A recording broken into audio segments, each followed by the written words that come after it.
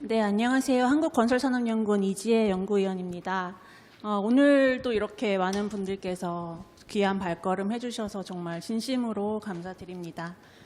제가 최근 몇 년 동안 이렇게 건설 경기 전망 발표하면서요, 항상 건설 경기 안 좋다, 나빠진다 이런 말씀만 드렸던 것 같은데요.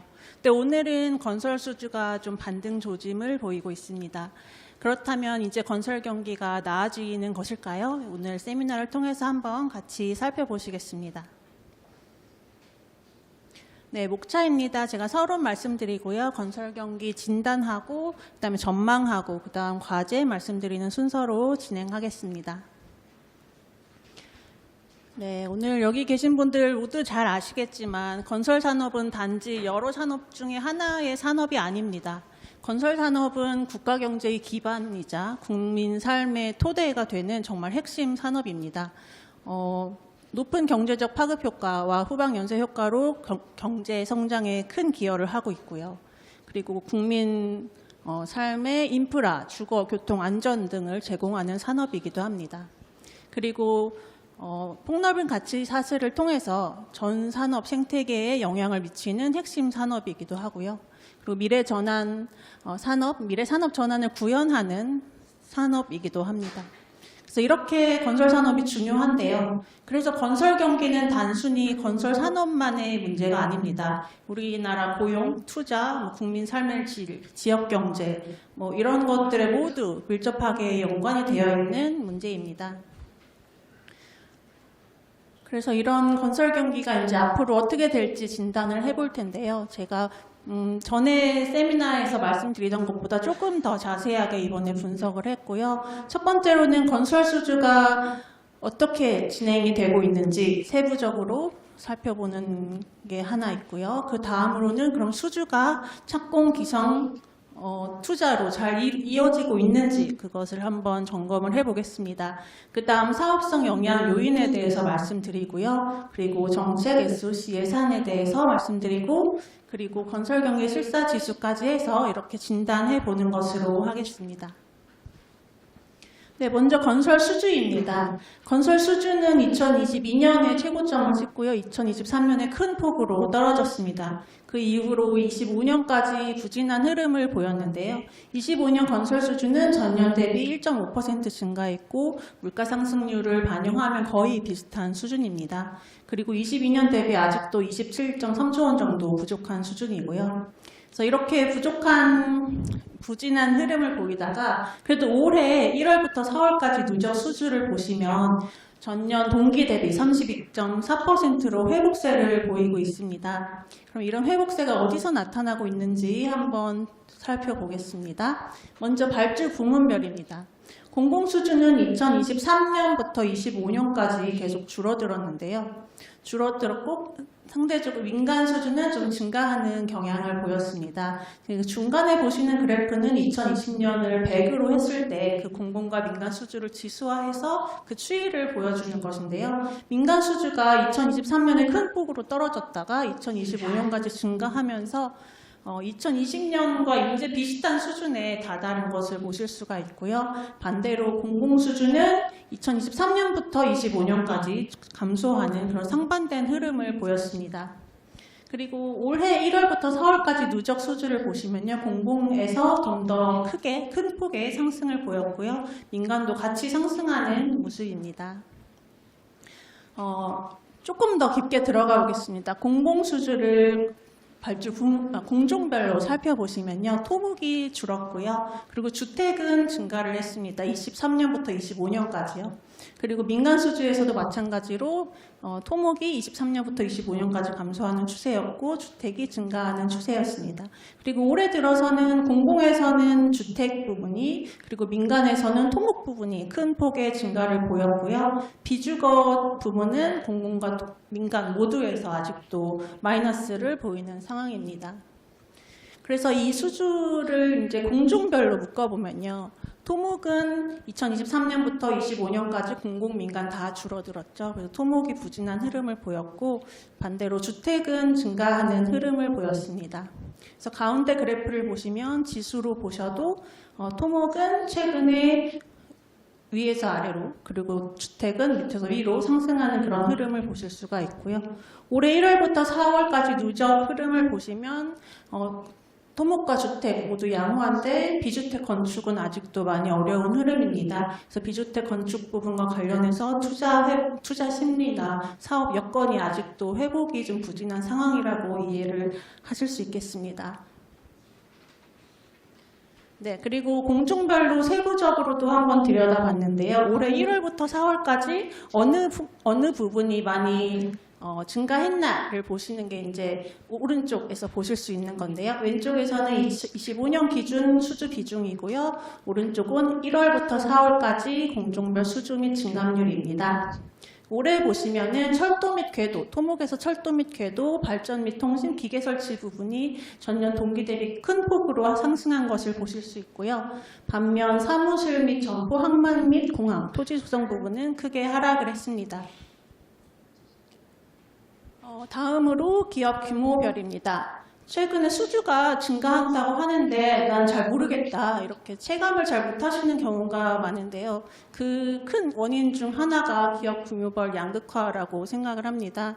기업 규모별로 수주 데이터가 나와 있진 않고요. 저희가 두 가지 수주 데이터를 가지고 분석을 했습니다. 수주 데이터가 국가데이터에서 건설경기 동향조사라는 걸 하나를 발표를 하고요. 그다음 건설협회에서 발표하는 자료가 있습니다.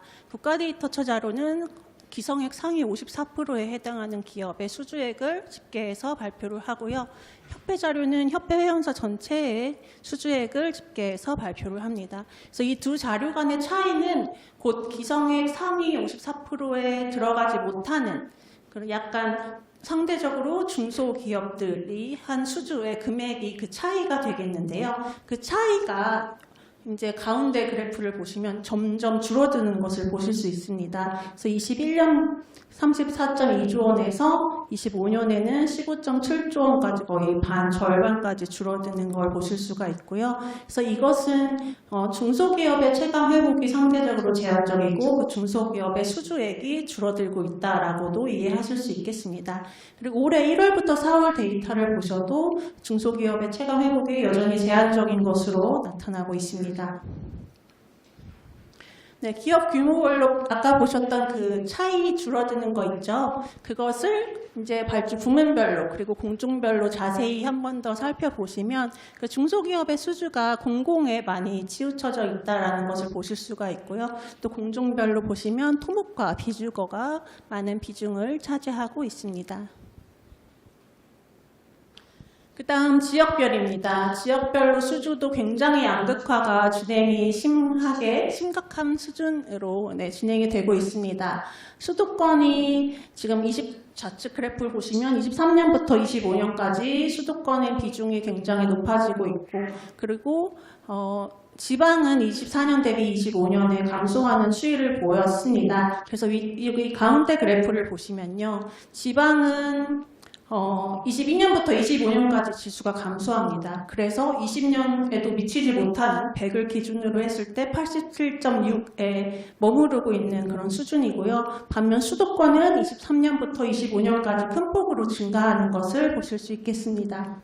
그리고 1월부터 4월까지 누적 수주도 보시면 수도권과 지방이 모두 증가하긴 했지만 수도권의 건설 수주 증가 폭이 거의 50%에 달하는 반면에 지방은 8.6%로 조금 그 양극화가 계속 진행하고 있는 그런 상황입니다.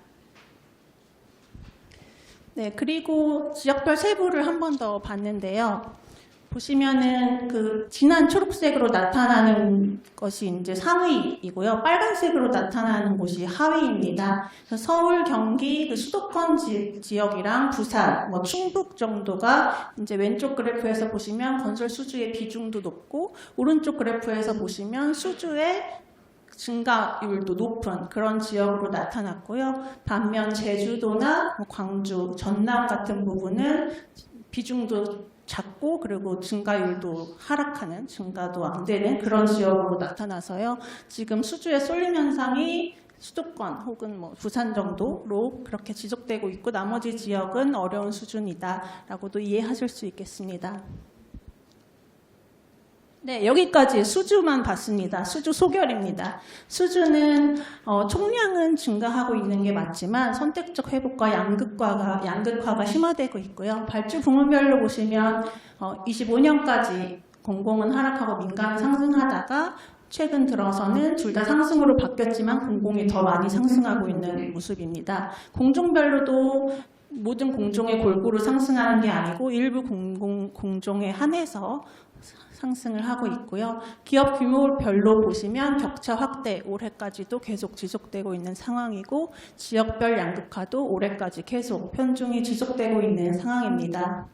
그렇다면 이제 그 다음 질문은요. 그럼 수주가 회복이 되는데 왜 물량은 늘지 않는 것인가? 왜 우리가 체감하는 건설 경기는 아직 회복이 되지 않았는가에 대한 내용입니다. 그 이유는 착공입니다. 지금 착공 면적이 21년부터 25년까지 계속 하락세를 그리고 있습니다. 25년 주거용 건축 착공 면적은 전년 대비 20% 정도 줄었고요. 21년 대비 비교하면 거의 절반 수준입니다. 비주거용도 마찬가지고요. 그래서 지금 착공이 굉장히 안 되고 있는데 그 이유는 뒤에서도 한 번 더 말씀을 드리겠지만 첫 번째로 사업성이 안 좋습니다. 공사비가 너무 높고요. 금리도 높아요. 사업성이 높으니까 공사를 시작하지 않습니다. 그래서 두 번째로는 자금 조달이 어렵습니다. 또 PF도 안 되고 PF 심사도 너무 까다롭고 금리도 높고 대출 규제도 심하고 그래서 자금 조달이 안 돼서 돈이 없어서 착공을 못합니다. 세 번째로 분양성이 너무 안 좋습니다. 지방의 미분양이 지금 쌓이고 있거든요. 그래서 분위기가 안 좋으니까 나중에 분양이 잘 될 때 그때 분양해야지라고 생각해서 또 착공 안 하고요. 네 번째는 이제 재개발 재건축 수준의 경우 수주부터 인허가까지의 시간이 길기 때문에 그래서 착공이 좀 늦어지는 수주는 됐지만 착공은 늦어지는 그런 경향이 있습니다. 그러면 이 재개발 수준은 논외로 하고요. 인허가와 착공을 한번 보겠습니다. 그럼 인허가를 받았으면 착공은 잘 되는가를 한번 보시면요. 인허가 면적과 착공 면적 간 격차는 계속 있습니다. 그래서 중간 그래프를 보시면 이 격차가 이렇게 공종별로도 차이가 나는데요. 일단 저기 표부터 보겠습니다. 최근 5년 인허가와 착공 면적 간의 격차가 평균 38.200만 제곱미터입니다. 이것은 연평균 착공 면적 대비 35.3%에 해당하는 면적이고요. 전체 1년에 착공되는 면적의 35.3%에 해당하는 면적이 아직 착공을 기다리고 있는 인허가는 받았지만 착공이 안 되는 그런 면적으로 남아있는 상황입니다. 이것을 최근 5년을 누적해보면요. 연평균 착공 대비 1.8배에 달하는 그런 물량이 지금 착공이 안 되고 있는 상황입니다. 그리고 세부별로 보시면 주거용 그리고 상업용에서 특히 착공이 잘 안 되고 있는 모습을 보실 수 있습니다.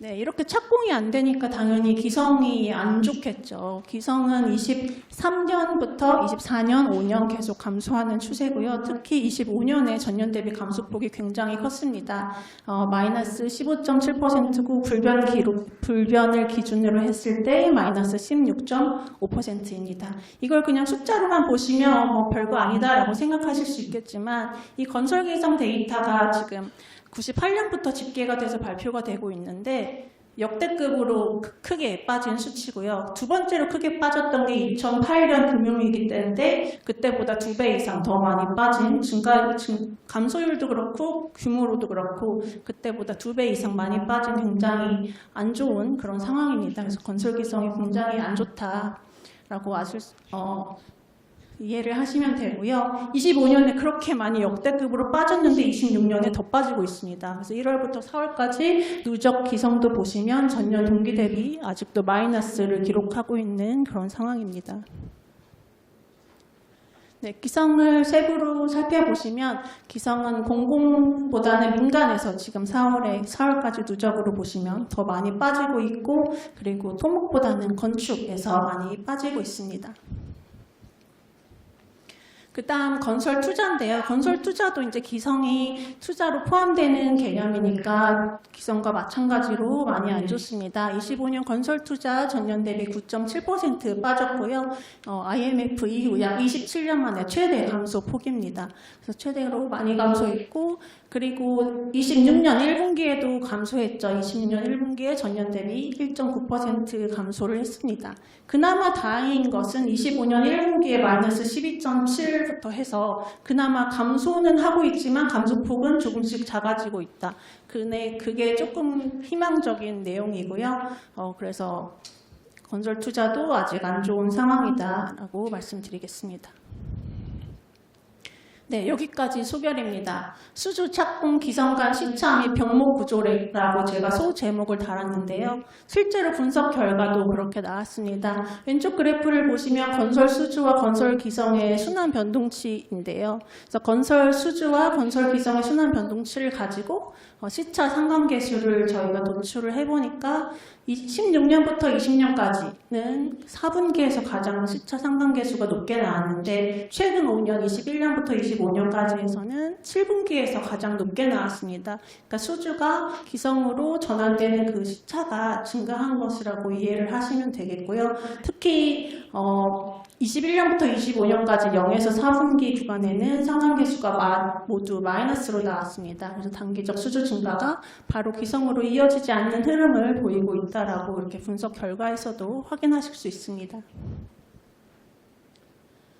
네, 그렇다면은 이렇게 이어지지 않는 이유, 수주가 기성으로 이어지지 않고 투자로 이어지지 않는 이유들에 대해서 또 살펴보겠습니다. 먼저 금리인데요. 한국은행 기준금리가 지금 1년 넘게 2.5%로 동결이 되고 있긴 하지만 최근에 이제 앞으로 인상하겠다는 발표가 났죠. 그래서 지금 지난주에 유럽연합도 금리를 인상했고 일본도 이틀 전에 금리를 인상했습니다. 금리 인상하는 추세로 우리나라도 연내 기준금리 인상 전망이 있습니다. 그래서 코픽스 자금조달 비용지수는 지금 작년 8월을 저점으로 해서 계속 인상되고 있는 그런 수준이고요. 그리고 건설업 차입금 평균 이자율도 21년부터 최근까지 계속 높은 수준이고 계속 증가하고 있는 수준입니다. 그래서 이렇게 금리가 높기 때문에 건설사들 자금 조달할 때 자금 비용도 높고 어렵고 어려운 그런 상황입니다. 다음 PF입니다. PF 재구조와 점진적 진전되는 거 맞는데요. 그런데 전체 PF 규모가 지금 왼쪽 표에 보시면은 23년 말 231.1에서 지난 작년 말 174.3까지 PF 규모가 계속 감소하고 있습니다. 이것은 곧 민간 개발 사업의 축소 압력이라고도 이해할 수 있는데요. 토지 매입 단계부터 PF에 굉장히 의존을 많이 하는 시행사나 중견사의 경우 이렇게 전체 PF 규모가 줄면 그만큼 수주나 착공으로 이어지는 그 규모 자체가 줄어드는 거고 그래서 이게 축소 압력으로 작용을 한다라고 제가 표현을 했습니다. 그리고 신규 PF 취급액이 이제 좌측 하단표에 보시면은 최근에 20.7조 원으로 나와 있는데요. 이것은 신규 금액이 있긴 하지만 이게 양호한 사업장에 한정해서 되고 있기 때문에 PF 시장의 전반적인 회복이다라고는 아직 보기 어려운 수준입니다.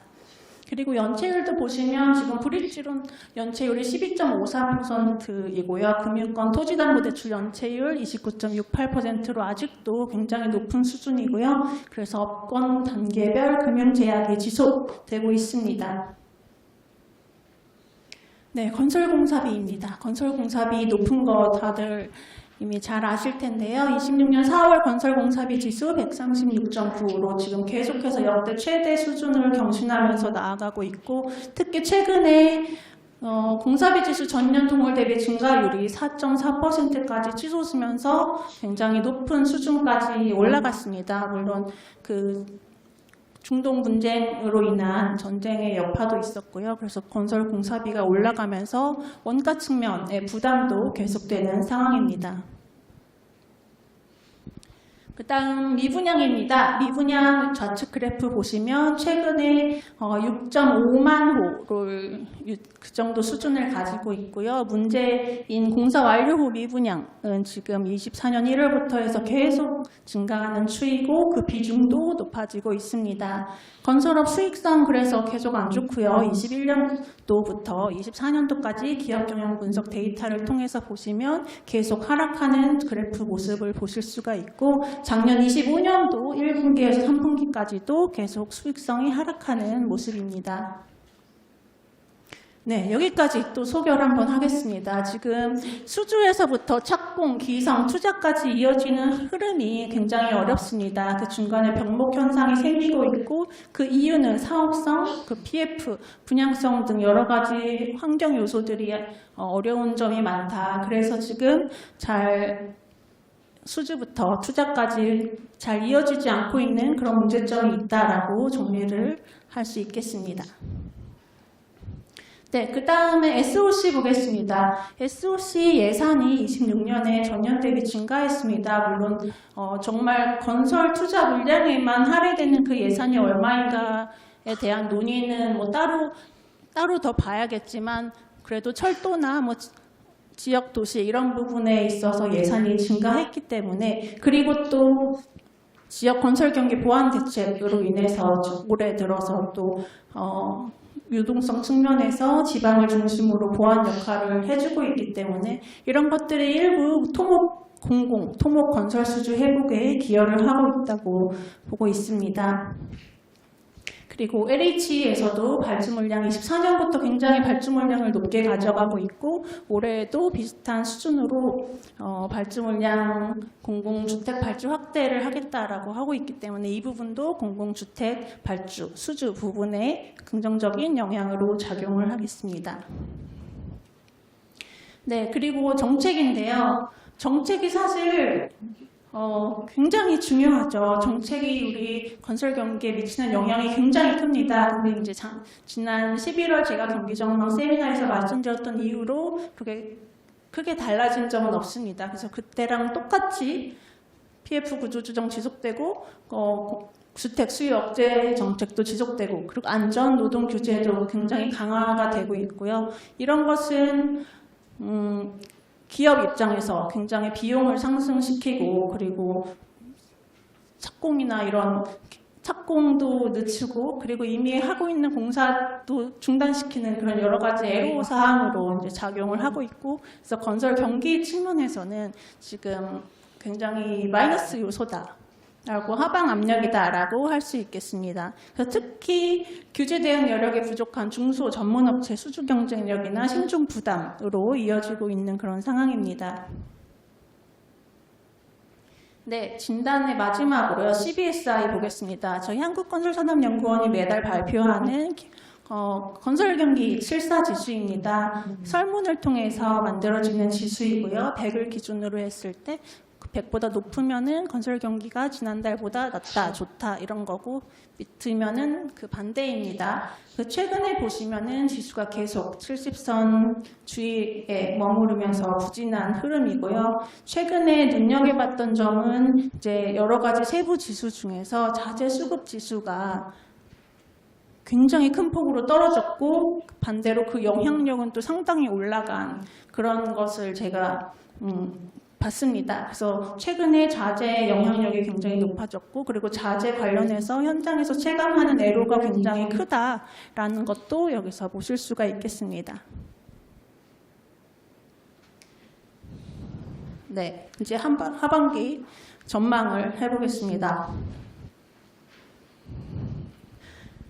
정리를 해보면요. 건설 수주는 회복되고 있지만 착공이 안 됩니다. 그리고 건설 기성과 건설 투자 계속 감소하고 있고요. 다행히 건설 투자에 하락하는 그 폭은 조금씩 줄어들고 있다. 금융 여건을 보시면 고금리가 지속되고 있고 금리는 올해 하반기에 상승할 전망입니다. PF PF도 계속 안 좋은 상황이고요. 물가는 공사비가 계속 오르고 있고 발주 상황에서는 공공주택의 발주 계획이 있고 또 토목 아까 말씀드렸던 철도 발전 기계 설치 부분 발주가 많이 되고 있다. 이 부분은 긍정적입니다. 그리고 건설 정책 안전 규제 강화와 노동 환경 규제 강화가 마이너스 요소로 작용하고 있습니다. 이번 전망의 주요 가정으로요. GDP 성장률이나 소비자 물가 상승률은 가장 최근에 발표된 한국은행 자료를 기준으로 했고요. 한국은행 기준금리 연말까지 0.5%포인트 정도 인상될 것이라고 가정을 해서 전망을 했습니다. 전망을 한마디로 짧게 요약을 하자면 2026년 건설 수주 공공 중심으로 회복하지만 민간, 비주거 부진은 지속될 전망이다라고 정리를 할 수 있겠습니다. 투자는 상반기에 감소가 지속되고요. 하반기에는 소폭 상승으로 전환될 것으로 보고 있습니다. 자세히 말씀을 드리면요. 수주가 전년 대비 8.9% 증가한 240.8조 원으로 전망이 됩니다. 공공이 플러스 14.7조 원이고요. 민간이 6.5조 원으로요. 공공에서 더 많은 수주의 증가가 있을 예정이고요. 공중별로 보시면 토목이 22.6%, 주거가 13.8%인 반면 비주거는 마이너스 9.9%로 비주거의 부진이 지속될 전망입니다. 네, 건설 투자는 전년 대비 0.4% 증가한 266.1조 원으로 전망이 됐습니다. 상반기에 감소세가 지속되고 하반기에는 소폭 플러스 전환될 전망이고요. 하반기에 이제 공공 주거 발주 물량이 기성으로 전환되고 또 토목 부분의 기성이 확대되면서 건설 투자가 회복될 것으로 보고 있습니다. 그렇지만 이제 공사비나 금리 부담, PF 조달의 선별성 강화로 착공 위축이 지속되면서 전체적인 투자 회복 폭은 제한적일 것으로 보고 있습니다. 네, 이제 과제인데요. 제가 말씀드린 숫자를 이제 여러분들이 다 이렇게 적어 가시겠지만 이 숫자는 올해 여러 가지 변수들의 영향을 받으면서 결국 틀릴 가능성이 매우 큽니다.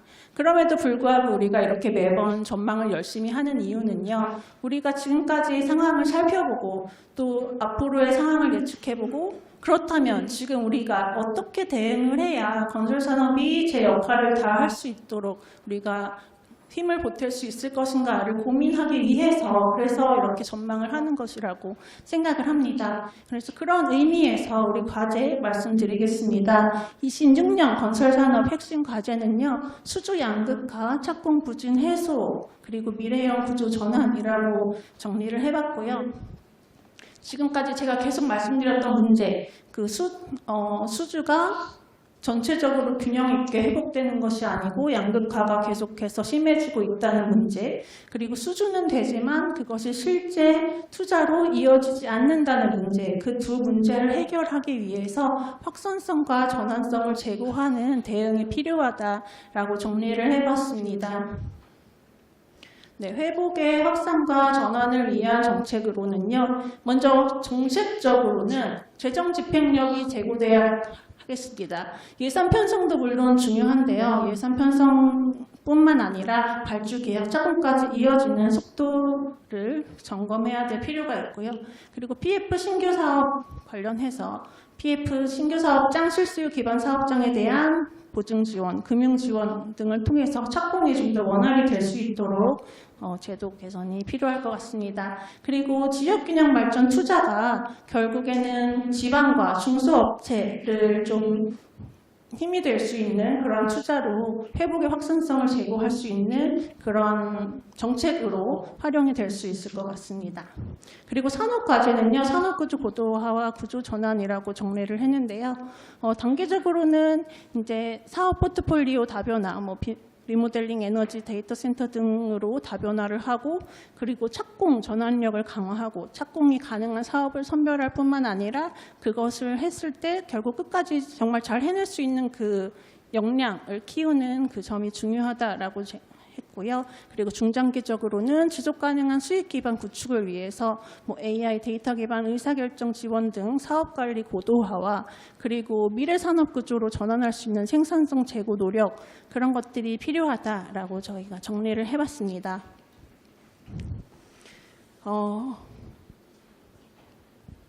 네, 우리의 그 건설 경기가요. 저절로 오는 것이 아닙니다. 말씀드렸지만 저절로 오는 것이 아니고 우리가 오늘 어떤 선택을 하느냐, 우리가 어떻게 대응하느냐에 따라서 충분히 달라질 수 있다고 생각을 하고요. 그래서 제가 오늘 드린 이 제안들이 여러분들이 각자의 자리에서 협력과 논의를 통해서 우리 건설 산업이 한 걸음 더 발전할 수 있는 그런 계기가 되기를 바라면서 오늘 여기까지 마치겠습니다. 감사합니다.